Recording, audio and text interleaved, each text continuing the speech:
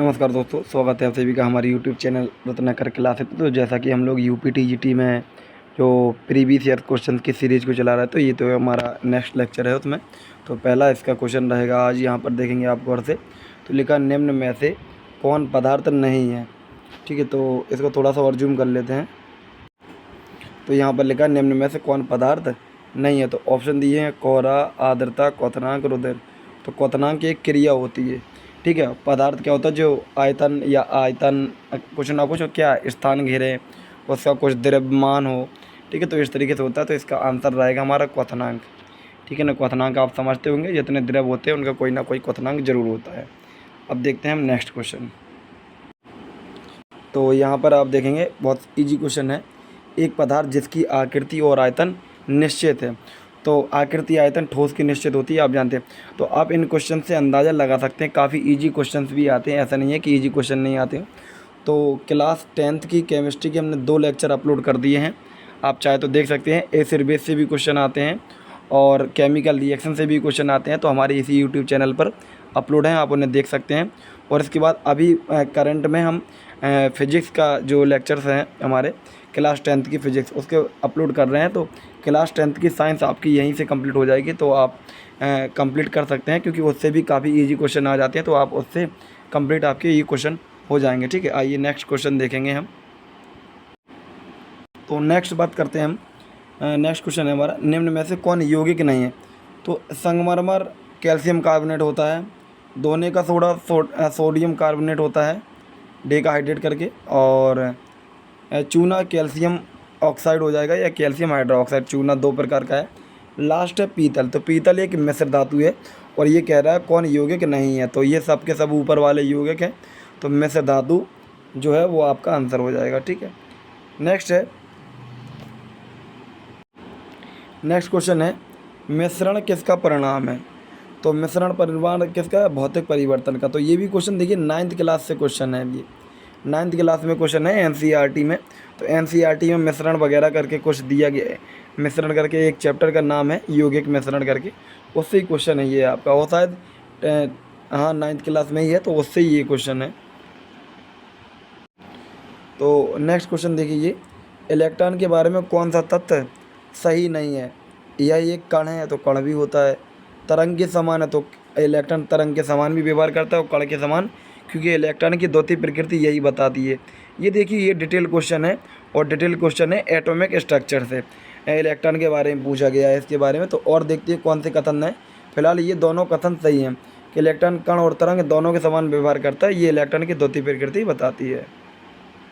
तो next question ये है आपका, कक्षकों में घूमते समय ऊर्जा निकालता है, यानी कि ऊर्जा उत्सर्जन करता है। तो ये वाला पॉइंट गलत है। चुंबकीय क्षेत्र लगाने पर इसकी गति प्रभावित होती है। हाँ, बिल्कुल प्रभावित होती है। ठीक है, तो आंसर आपका रहेगा इसका तीसरा वाला। तो नेक्स्ट क्वेश्चन है हमारा, किसी नाभिक के चारों ओर घूमते हुए इलेक्ट्रॉन की कुल ऊर्जा होती है। तो जो कुल ऊर्जा होती है उसकी वैल्यू होती है -13.6 Z² upon n²। Electron volt में होती है ये वैल्यू। ठीक है, तो माइनस में है, तो शून्य से तो है नहीं है, शून्य से कम, शून्य से अधिक। तो शून्य से अधिक होती तो माइनस आता नहीं, तो आंसर है शून्य से कम हो जाएगा। ठीक है, और डिटेल यहाँ पर लिखी हुई है, आप देख सकते हो इसमें। नेक्स्ट क्वेश्चन देखते हैं जल्दी से। नेक्स्ट है यहाँ पर, किसी परमाणु में इलेक्ट्रॉन को पहचाना जा सकता है। तो किसके द्वारा, चक्रण के द्वारा, आवेश के द्वारा, या उस मार्ग द्वारा जिस पर यह चक्रण कर रहा है, या चारों क्वांटम संख्याओं के द्वारा। तो इलेक्ट्रॉन को पहचानने के लिए क्या है किसी परमाणु में, आवेश। ठीक है, क्या आवेश होता है उसका। नेक्स्ट क्वेश्चन आप देखेंगे, ये क्वेश्चन देखिए, इस क्वेश्चन के 2 तरीके हैं करने के। फिलहाल ये क्वेश्चन केमिस्ट्री का भी हो सकता है, मतलब हो सकता क्या, केमिस्ट्री की पार्ट से क्वेश्चन है, लेकिन ये 12th में फिजिक्स का जो चैप्टर होता है नाभिक या एटम, परमाणु या नाभिक, उससे क्वेश्चन है ये, यानी कि मॉडर्न फिजिक्स जो होती है उससे क्वेश्चन है। इलेक्ट्रॉन किसके समान होता है। तो इलेक्ट्रॉन आपका होता है बीटा कण के समान होता है। ठीक है, ये देख सकते हैं, बीटा कण ऋणावेशित युक्त होती है, ऐसे इलेक्ट्रॉन क्या होता है, ऋणावेशित होता है।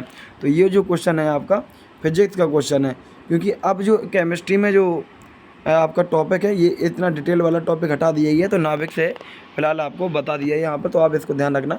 इलेक्ट्रॉन बीटा कण के समान होता है। ठीक है, जितना इसका ये भी ऋणावेशित होता है वो भी होता है। E/m का मान के बारे में देखिए, यहाँ पर कहानी दी हुई है। तो अब हम देखते हैं नेक्स्ट क्वेश्चन। तो नेक्स्ट क्वेश्चन देखेंगे हमारा। नेक्स्ट क्वेश्चन है, यदि किसी इलेक्ट्रॉन की चक्रण क्वांटम संख्या यानी कि s का मान दिया +1/2, तो चुंबकीय क्वांटम संख्या यानी कि m का मान -1 है, तो यह किस कक्षा को प्रदर्शित करे। देखिए, अगर आप देखेंगे इस तरीके से, p कक्षा के होते 3, यहाँ होता 0, या तो यहाँ -1 होगा और यहाँ +1 होगा, और या तो यहाँ +1 होगा, ये 0 होगा, ये -1 होगा। अगर कह रहा है +1/2 यानी कि इलेक्ट्रॉन क्या इस तरीके से आपका फिल होगा, यहाँ पर इलेक्ट्रॉन इस तरीके से फिल होगा। +1/2 इसके लिए भी रहेगा आपका, +1/2 इसके भी लिए रहेगा। और p के लिए वैल्यू कितनी है, 1, तो यहाँ पर p की वैल्यू कितनी आएगी, 1। तो यहाँ पर बता रहे तो किस कक्षक को, p कक्षक को बताएगा यहाँ, क्योंकि लास्ट में लिखा है चुंबकीय क्वांटम संख्या यानी कि m की वैल्यू कितनी है, 1 है। चाहे तो +1 या -1, दोनों में से कोई भी होती है, एग्जैक्ट 1 नहीं लिख सकते, लेकिन यहाँ 1 लिखा है, उस हिसाब से लेके चलेंगे। p की वैल्यू यहाँ 1 दी है, मतलब p कक्षक का है ये।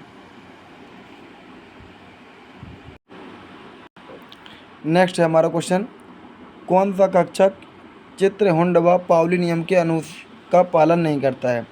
देखो, हुंड का नियम क्या कहता है, हुंड का नियम कहता है कि जो भी कक्षक है उनमें सभी में एक एक इलेक्ट्रॉन हो जाना चाहिए, और जब एक इलेक्ट्रॉन हो जाए इसके बाद क्या कहेगा, दूसरा इलेक्ट्रॉन। तो पहला वाला आप देखेंगे, यहाँ देखेंगे इसमें पहले वाले में, तो पहले वाले में एस में तो दोनों भर गए, इसके बाद यहाँ पर हो जाएगा आपका 1 2, ठीक है, और यहाँ पर फिर से यहाँ फिल कर दिया। इसके बाद देखेंगे यहाँ वैसे तो गलत सारे यहाँ पर हैं, 2 पूरा है, p भी पूरा भरा हुआ है, तो ये वाला तो वैसे भी इसके बाद गलत हो जाएगा, ये वाला। इसके बाद लिखा है आपका ये भी गलत है और ये भी गलत है, क्योंकि इसमें तीनों एक साथ उल्टे ही भर दिए हैं। ठीक है, और यहाँ पे देखेंगे 2s तो फुल सही है, 2s फुल करने का तरीका, लेकिन यहाँ देखेंगे ये भी आपका कैसा रहेगा, गलत हो जाए। अब देखिए यहाँ पर क्या लिखा है, क्वेश्चन क्या कह रहा है, पालन नहीं करता,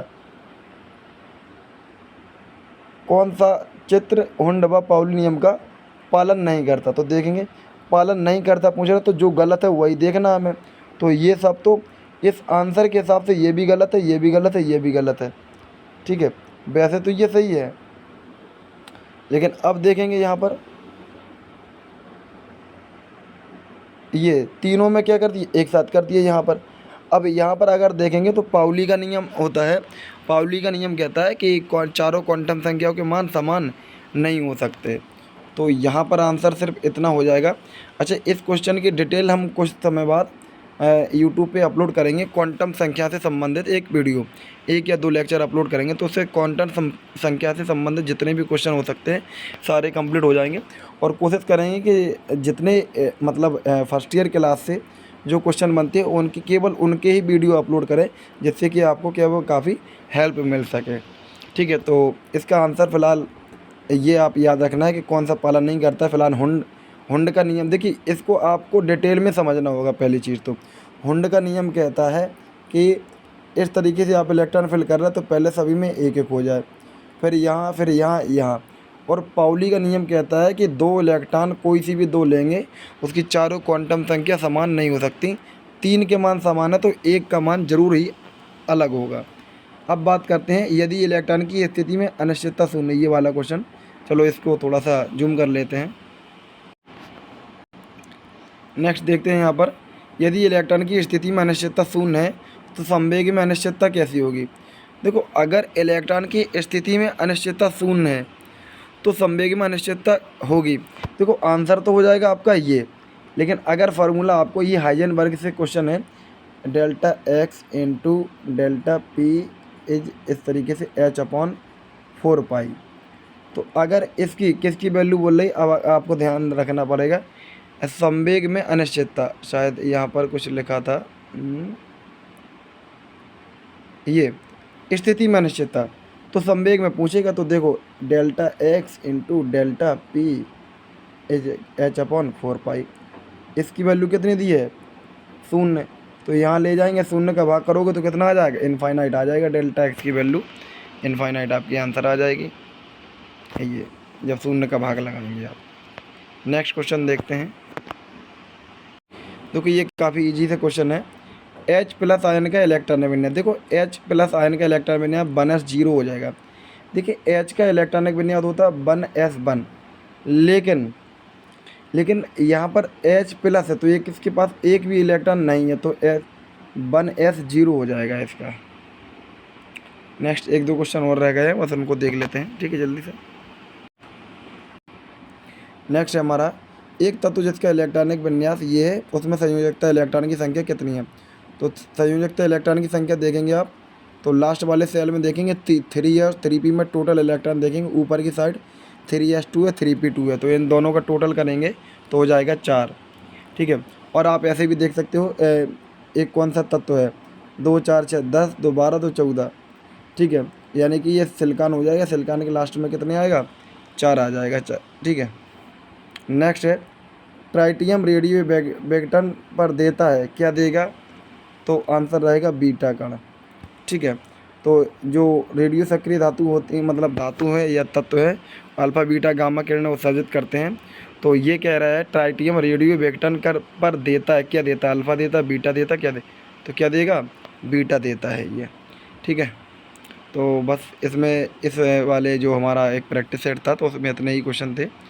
तो मिलते हैं नेक्स्ट, हम लोग जो हमारा नेक्स्ट प्रैक्टिस सेट होगा उसका अगले वीडियो में कवर करेंगे। तो वीडियो देखते रहिए, वीडियो देखने के लिए धन्यवाद।